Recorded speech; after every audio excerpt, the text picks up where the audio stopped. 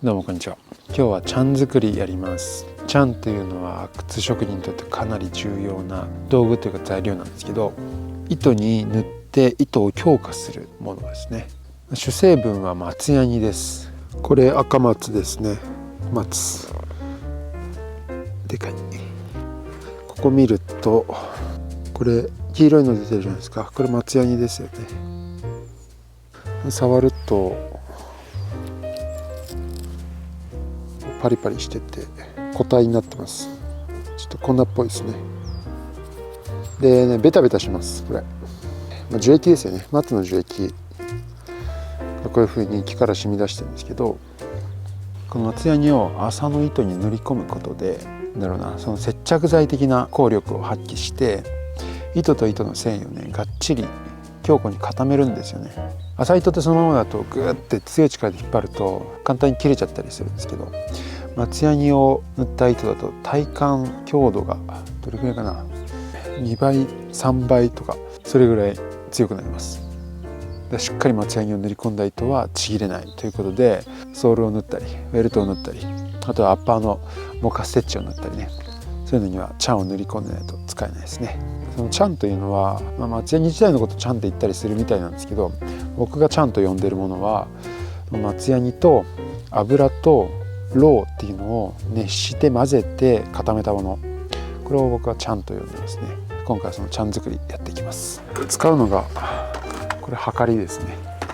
それと、熱する皿とごま油と、これが松ヤニです。これがさっき木から染み出している状態を多分ね生成してます。これはさっきの赤松から取ったわけではないです。こういう風に売ってるもので半透明な黄色っぽいこういう塊なんですけど、木から取れた松ヤニ、結構不純物が混ざってるんでそれを生成したものだと思います。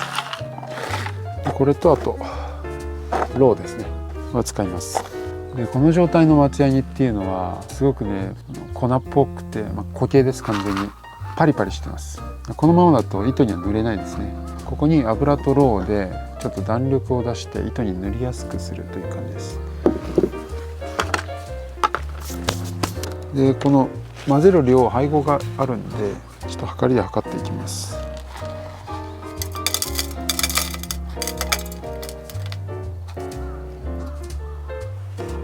んまり作ってるな。よ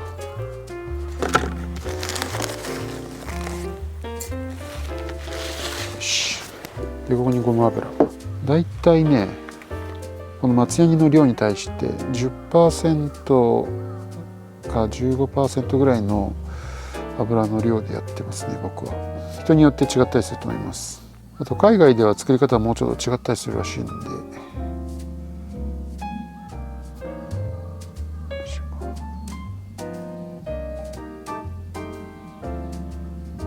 油少なすぎるとね硬くてね結構使いにくいんで、逆に油入れすぎると柔らかくてそれまた微妙なんで、結構この配合大事です。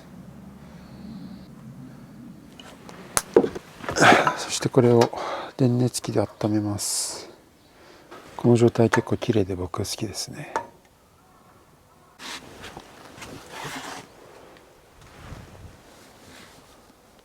温まってきました。結構すごい匂いします。松ヤニがねすごい匂いするんで、家の中でやるとね匂いが充満しますね。でこれで松ヤニと油とロウを全部溶かしきります。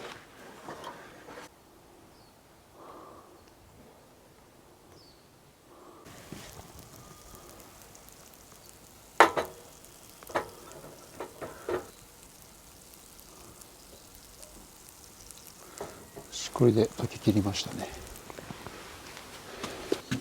で皮の歯切れをちょっと用意してます。ここで溶けた松ヤニを水の中に入れて練って固めてっていう方法もあるんですけど、僕は最近はもうこのまま直接皮に出しちゃいますね。適当な皮です。今のままだと完全に液体かなり緩いのでちょっと冷めて粘度が出るのを待ちます。少し固まってきました。これで出します。これね、溢れること多いんですけど、まあ気にせずいきます。溢れる。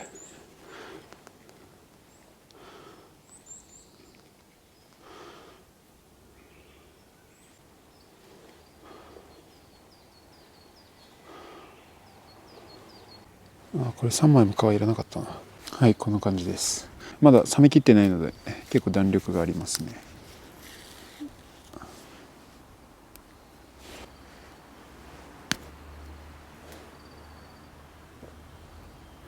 これ冷めるともうちょっと硬くなります。こいつもだんだん硬くなってきました。もう伸びないですね。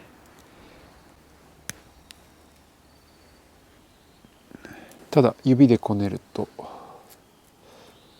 少し変形するような感じの弾力はあります。これが巣の麻糸の状態です。結構ケバケバふかふかしてますよね。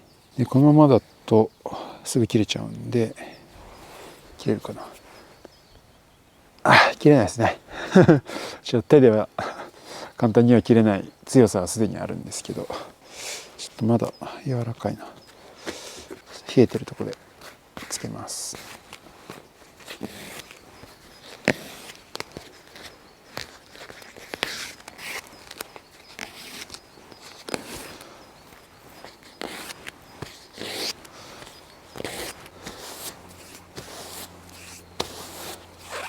で本当はこうやって松ヤニをつけた後に布でこすってこうぐーっと摩擦熱をかけて糸全体に染み込ませていく。そして余計につきすぎた松ヤニを取るっていう工程があるんですけど、今やってないですけど、こんな感じで糸が黄色っぽくなって毛羽立ちがなくなったのが分かると思います。で毛羽立ちがなくなって糸の繊維同士がくっついたことで糸も締まって細くなりました。もともと切れなかったんで、当然この状態でも切れないですね。痛い痛い痛い痛い。